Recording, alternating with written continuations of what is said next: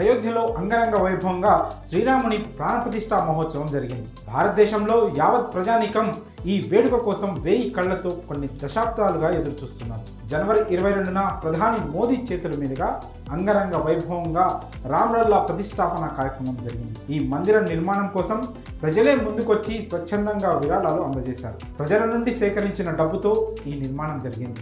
7 దశాబ్దాల వివాదాన్ని, ఓ సున్నితమైన అంశాన్ని సుప్రీంకోర్టు ఓ కొలిక్కి తేవడంతో అయోధ్య రామ మందిర నిర్మాణం సాఫీగా సాగింది. శ్రీరాముని మందిర నిర్మాణం కోసం 2021 జనవరి 14వ తేదీన విరాళ కార్యక్రమం చేపట్టి కేవలం 45 రోజుల పాటు ఈ ప్రక్రియను కొనసాగించింది రామ జన్మభూమి తీర్థక్షేత్ర. అదే ఏడాది ఫిబ్రవరి 27తో ఈ విరాళాల సేకరణ ప్రక్రియ ముగిసింది. మొత్తంగా 3500 కోట్ల రూపాయల విరాళాలు అందాయి. 10 కోట్ల మందికి పైగా విరాళాలు అందించారు.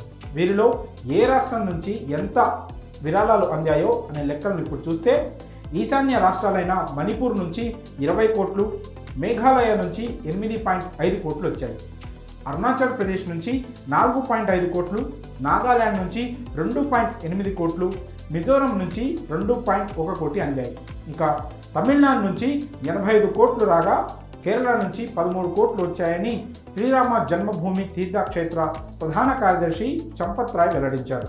మాజీ రాష్ట్రపతి రామ్నాథ్ కోవింద్ 5,100,000 రూపాయలు అందించారు. అలాగే ఆయా రాష్ట్రాల ముఖ్యమంత్రులు, గవర్నర్లు కూడా తమకు తోచినంత నగదును విరాళంగా అందించారు. అయితే వ్యక్తిగతంగా చూస్తే గుజరాత్కు చెందిన ఆధ్యాత్మిక నేత మొరారి బాపు 13.5 కోట్ల రూపాయలను అందజేశారు. అంతేకాదు బ్రిటన్, కెనడా దేశాల నుంచి కూడా విరాళాలు వచ్చాయి. 8 కోట్లు వసూలయ్యాయి. అయోధ్యలో రామమందిర నిర్మాణం కోసం విరాళాలను ఏకకాలంలో సేకరించారు. 9 లక్షల మంది కార్యకర్తలు 1,75,000 బృందాలుగా విడిపోయి ఇంటింటికి వెళ్ళి ఈ నగదును సేకరించారు. ఇప్పటి వరకు 1,800 కోట్లను ఖర్చు చేశారు. మరి అయోధ్య రామమందిరం కోసం మీరు ఎంత విరాళం ఇచ్చారు?